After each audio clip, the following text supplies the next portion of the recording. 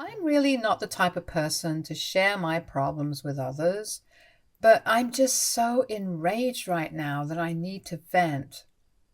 My wife, Gigi, and I have been together for the past 4 years. Our relationship has been pretty much perfect, or so I thought. We share similar interests like playing video games and going camping whenever we get a chance. We both have good paying jobs and we both never want kids.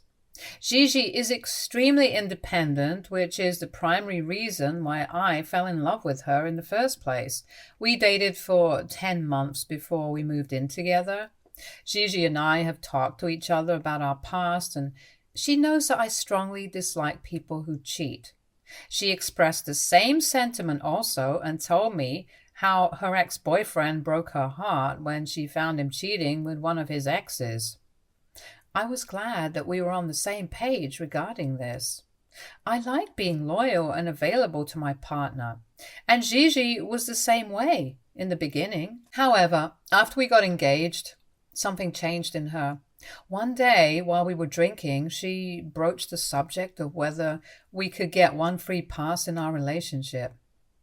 At first, I didn't understand what she was talking about. But then she went on to explain how a free pass is basically when you are allowed to sleep with a celebrity or someone whom you find extremely attractive, and your partner won't consider it as cheating. She asked me if I would ever consider having a free pass in our relationship. I laughed and shook my head, as this thought had never even crossed my mind. I told her a free pass is nothing but cheating, and if she ever wanted a free pass, then I would rather prefer that she left me. Hearing this, Gigi went quiet, and we continued to drink. I didn't think much of this after that day. However, I think this was the first red flag in our relationship.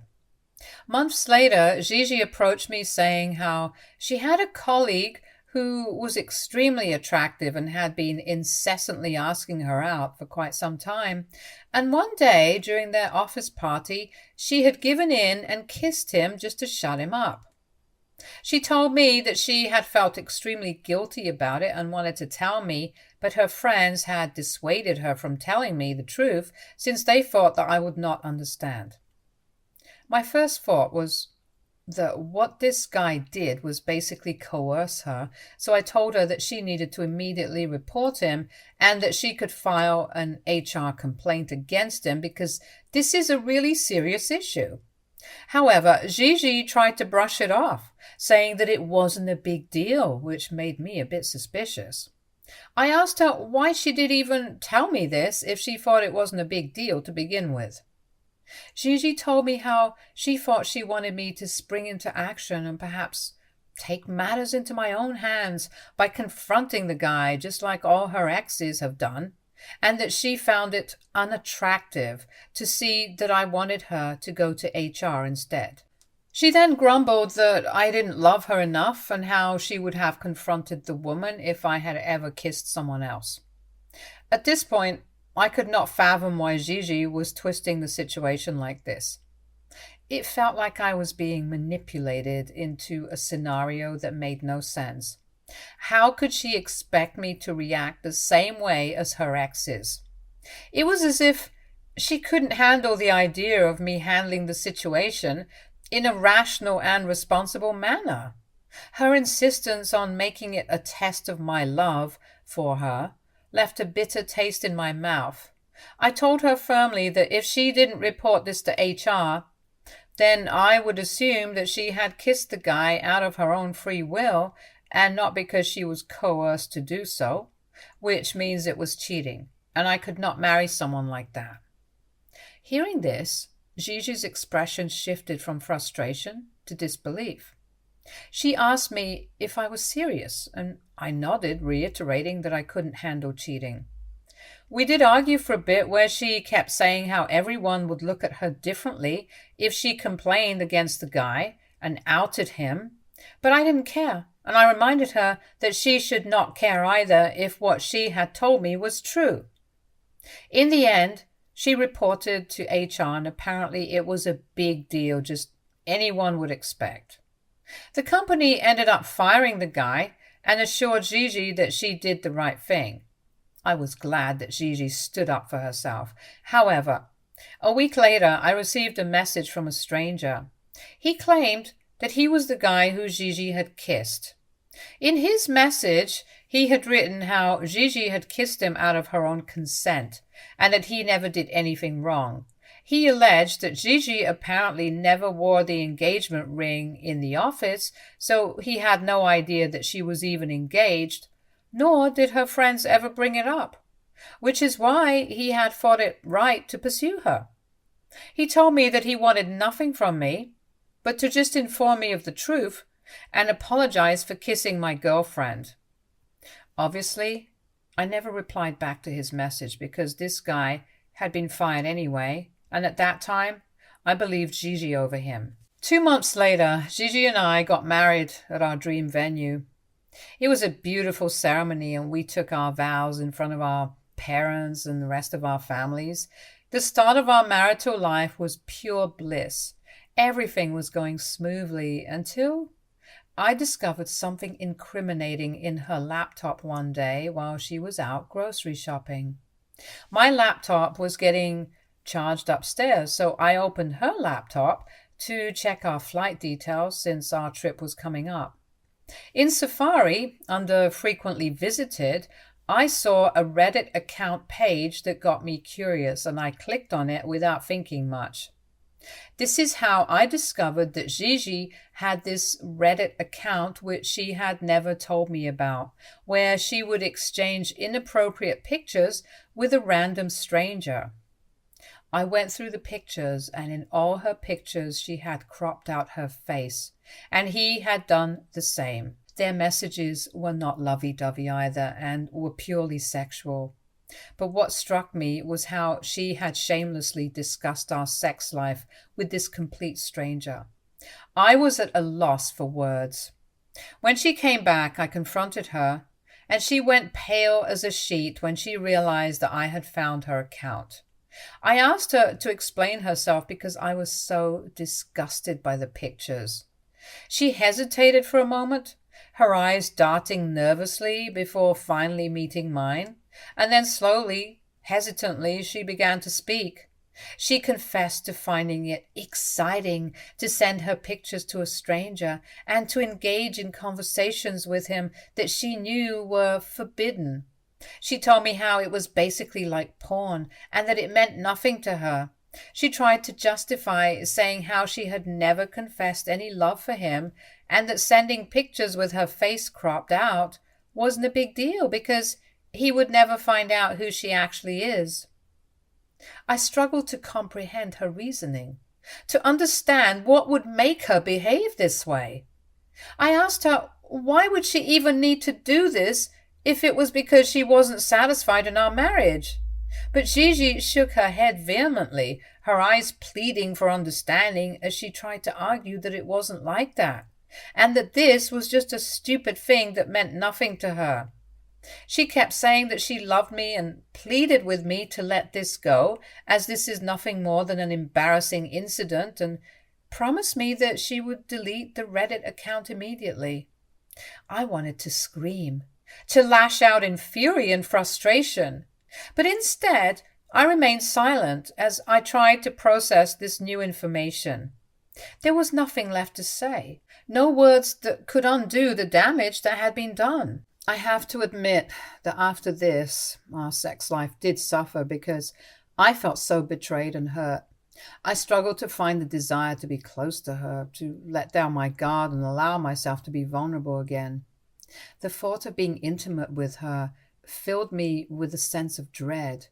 Gigi sensed my hesitation, my reluctance to bridge the divide that had grown between us. She tried to reach out to mend what was broken, but her efforts were not enough.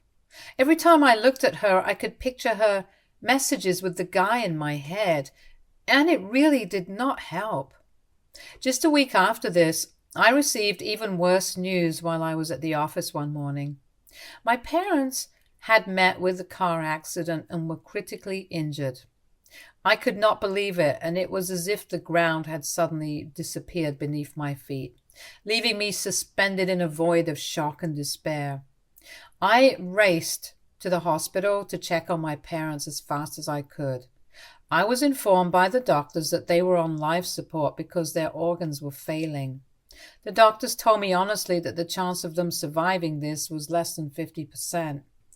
I remember just sitting in the waiting room for hours on end, hoping that they would miraculously wake up. Gigi did come and sit by my side in silence, holding my hand. I kept praying fervently for a miracle, for some sign of improvement, but my parents' condition never improved. My mother was the first one to go, and she was quickly followed by my father. The only thing that reassured me was that even in their death, they could be together. I collapsed on the ground just crying until my tears ran dry. My heart was shattered into a million irreparable pieces, and I did not know how to go on living after this. The funeral was really difficult for me because I just didn't know how to maintain my composure in front of others. I have to admit that during this time, Gigi took care of everything. She allowed me to mourn over the loss of my parents while she made all the arrangements. In the aftermath of their funeral, I withdraw into myself, cocooned in a shell of numbness, unable to articulate the magnitude of my pain.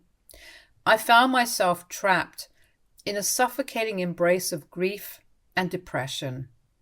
I did not have the energy to even complete simple tasks and would lie in bed the whole day mourning my parents and my childhood. My parents have been my rock, and losing them felt like I had lost a piece of myself too. I did meet up with my parents' lawyers, who told me that my parents had left behind everything that they owed to me, which was not surprising, honestly. But what did surprise me was that the collective asset amounted to $2 million. I was shocked. But then it made me even sadder realizing that my parents had worked hard their entire lives, yet they didn't live long enough to enjoy it. I never told Gigi or any of my family about my inheritance because I didn't even have the right state of mind at that time to think about the money. However, I did decide to take a long leave of absence from my company now that I didn't really have to worry about money, and since I had been a loyal employee for a long time, my boss graciously agreed to give me the break I needed to grieve my parents. However, just 2 weeks after my parents had passed away, Gigi approached me one evening and told me that she wanted to talk to me about something really important. We sat down in the living room where she started to tell me that she had enough of seeing me moping around and that I needed to get my ass up and go to therapy. Gigi told me that my behavior wasn't normal and that nobody mourns so much over the loss of their parents. She asked me to man up and stop crying. I was shocked by how cruel her words were, so I tried to reason with her how my grief was not a choice, and that grieving for my dead parents for a month is perfectly normal for any human being. I reminded her how she had grieved for her childhood dog for months on end, and I had never questioned her, so she had no right to behave with me this way. She was pissed and grumbled about how unattractive it was to watch me cry. There was more back and forth, but eventually she let it go, so I thought this would be the end of it. Recently, my cousin Joseph messaged me, asking if I was doing well. Joseph and I have been pretty close growing up, so it wasn't unusual for him to check up on me. However, he then went on to ask if my wife and I were currently separated. I was confused by his question, and I replied back that my wife and I were still together. I didn't think much of his inquiry at the time, chalking it up to curiosity or maybe even concern. But he then called me immediately, so I picked up his call. Joseph went on to tell me that he had just spotted my wife coming out of a hotel with a man, and that the man and my wife had hugged each other tightly before walking away in opposite directions. He told me that the way they hugged each other was not like the way friends do, which is why he had questioned me as to whether me and Gigi were still together. I reiterated again that she and I were very much together, and I assured him that when she came back home, I would ask her about it. However, my cousin, being the more paranoid one, dissuaded me from asking her. He told me that it was better for me to go through her phone and check if she was cheating on me because, according to him, if she was already sleeping with this guy, there was a chance that she wouldn't even accept it. I hate to admit, but his words did make sense. Since Gigi did kiss a coworker and had even shared inappropriate pictures with a complete stranger, so I thought it was better for me to investigate a bit before confronting her. And that is exactly what I did. I went through her laptop and her phone, but I found nothing. There were no inappropriate messages or calls to anyone. I was starting to doubt my cousin and thought maybe he had mistook someone else for Gigi. However, that weekend, while me and Gigi was sitting on the sofa watching TV, I heard a phone vibrate. I looked around and noticed that neither my phone nor her phone had received any notifications. Gigi must have seen me looking around because she suddenly excused herself to go to the washroom. I racked my head in confusion, as I was positively sure that I had heard a phone vibrate. And this is when it struck me that maybe Gigi had another phone. When she came out of the washroom, I noticed a phone-shaped bulge in the side pocket of her sweatpants, which pretty much proved my suspicion. The fact that my wife had bought another phone and had not even informed me was suspicious to begin with. But now that I knew she had received a message and rushed to the washroom, I had even more reasons to believe that she was in fact cheating on me. However, like last time, I didn't want to just confront her. This time I wanted to catch her in the act and confront the guy so I could find out his side of the story as well. I talked with my cousin, who immediately agreed with my plan. He told me about the hotel where she had met with this guy, so throughout the week I waited around the hotel patiently to catch her in the act. Monday, Tuesday, and Wednesday passed, but she was not seen, so I assumed maybe she was meeting up with the guy at another hotel. On Thursday, things worked out in my favor. I saw my wife entering the hotel during the afternoon, which was supposed to be her lunchtime, and immediately behind her was another guy who I felt like I had seen somewhere, but I just could not place him. I waited 15 minutes before entering after them. I informed the receptionist that I was waiting for a guest. He offered to call the room, but I chuckled and told him that it was not needed. 40 minutes later, I saw them exiting the elevator together, their faces flushed with excitement and anticipation. My heart sank as I watched them, knowing what I was about to confront. Summoning every ounce of courage I had left, I approached them, my hands trembling with anger and betrayal. My wife's eyes widened in shock as she saw me, and she stopped dead in her tracks. Before she could utter a word, I held up my hand, silencing her protests. I didn't need to hear her excuses. I had seen enough. Turning to the man beside her, I asked him if he knew who I was. He nodded and told me that he had seen me at the office Christmas party last year, and that I was apparently her ex-husband, since she had told him that we were currently separated.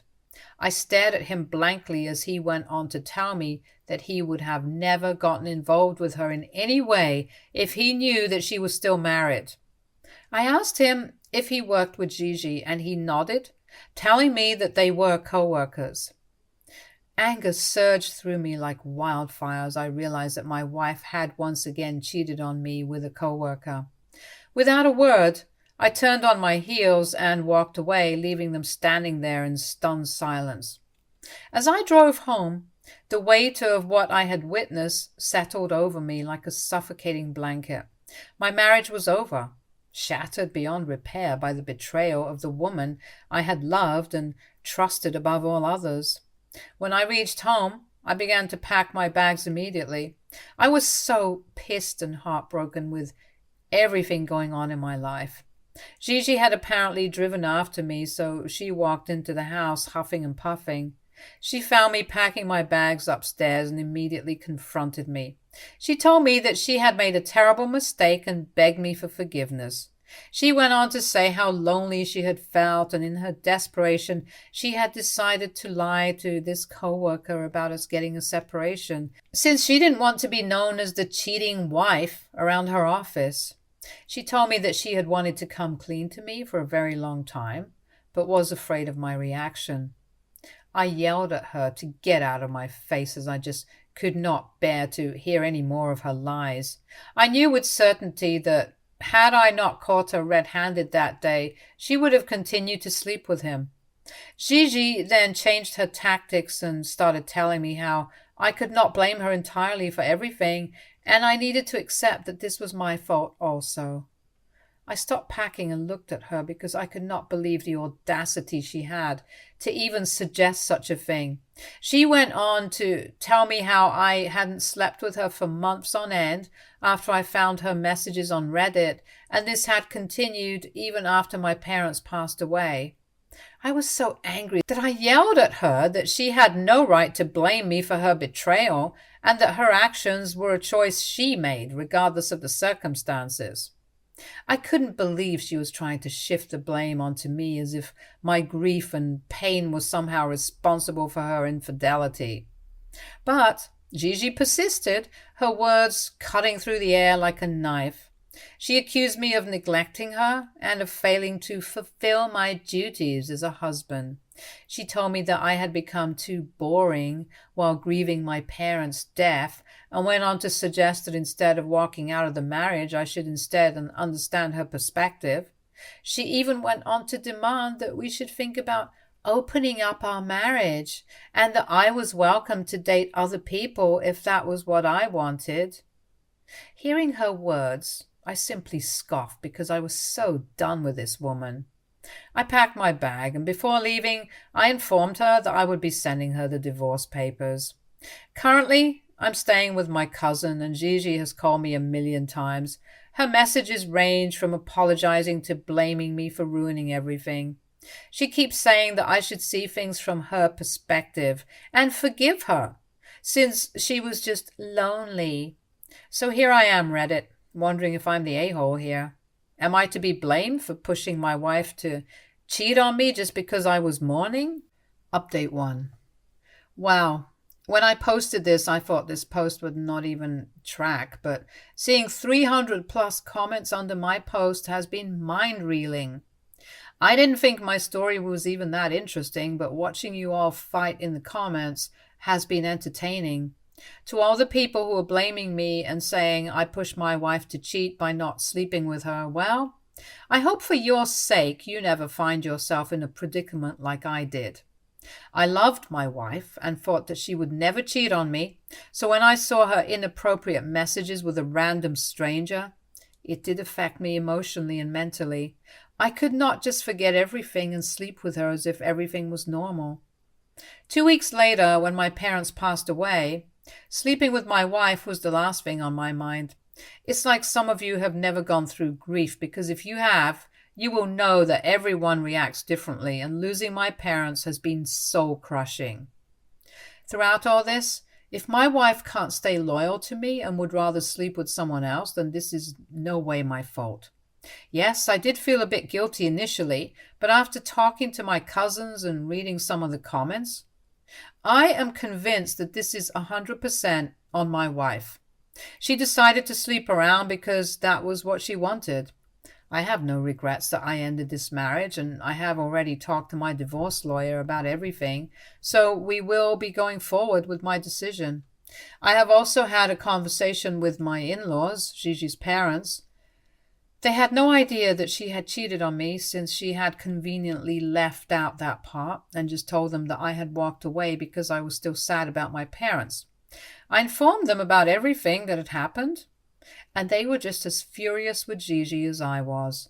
They have since assured me that they trusted me to make the right decision. Update 2. It's been 5 months since my last update. Sorry I could not update earlier, as I have been quite busy going through all the legal proceedings for my divorce. I'm here to finally share a happy update.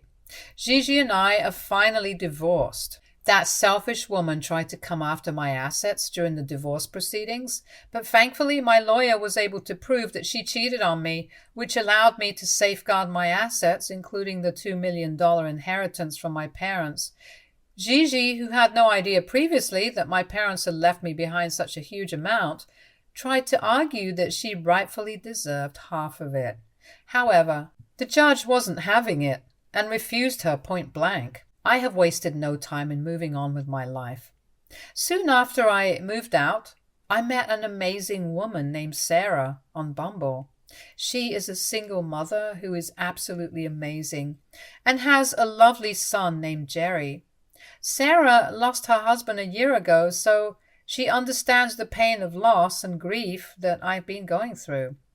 We have connected on a deep level, bonding over our shared experiences and our mutual desire to create a happy, loving home for our families. Sarah is extremely hardworking, and her resilience and strength inspire me every day. I also admire the way she single-handedly takes care of her son. Jerry is a wonderful boy, full of energy and curiosity, and it's been a joy getting to know him. I am lucky and extremely grateful that both of them have accepted me into their lives. Meanwhile, I have moved out of my cousin's place and found a nice condo for myself. I've also returned back to my job since I like working there and I don't want to sit around the house doing nothing. It has taken me some time to get used to living alone, but I have to admit that I don't hate it. Yes, it does get lonely sometimes, but I would rather be alone than be with a cheating partner.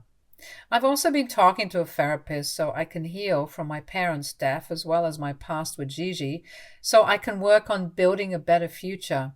I do miss my parents every day, and I hope that they are proud of me for walking away from a toxic marriage. I know my mother especially would have been furious with Gigi for cheating on me.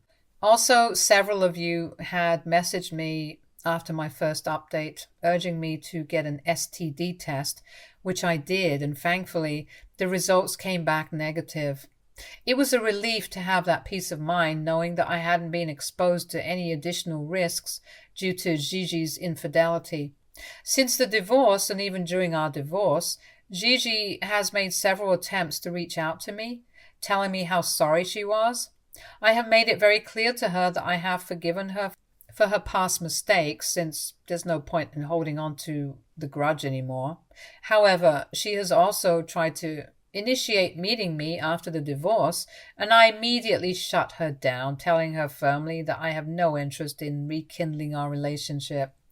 I've told her that it's time for both of us to move on. I hope she understands that and stops bothering me. Update 3. It's been 3 months since my last update, and since a lot of you keep asking me for an update, I wanted to let you know that just recently I took the next step in our relationship and asked Sarah to marry me. To my delight, she said yes, and we're now planning our future together as a family. I couldn't be more excited to embark on this new chapter of my life with Sarah and Jerry by my side. But this isn't the only update I have. Apparently, Gigi has been stalking me and Sarah on social media after our divorce, which I had no idea about, because the very evening that Sarah posted our engagement pictures, Gigi tried to get in touch with me multiple times. I refused to pick up her call, so she then sent me several messages asking me if it was true and how Sarah was just a gold digger who didn't really love me. I blocked her because her messages pissed me off and I didn't see any reason to stay in touch with her. However, this woman then ended up sending me a long email where she wrote about how I had tricked her all this while and that I was to be blamed completely for destroying our marriage. She wrote about how she had loved me so much, but I had broken her heart by not trusting her enough. She blamed me for divorcing her without even trying to make things work out with her, and begged me to not marry Sarah, who is apparently very wrong for me. She wrote how she could not believe that I was back on my feet and that Sarah was going to get a much happier version of me. According to her, I was the one who got away. I felt exhausted reading her email since this woman sounded crazy reiterating the same thing over and over again. I have blocked her on Gmail, so hopefully she doesn't create another email address just to bother me. Looking back on everything that happened, I realize now that I wasn't the one who got away. I was the one who escaped. I'm grateful that I could escape from a toxic relationship that was built on lies and betrayal.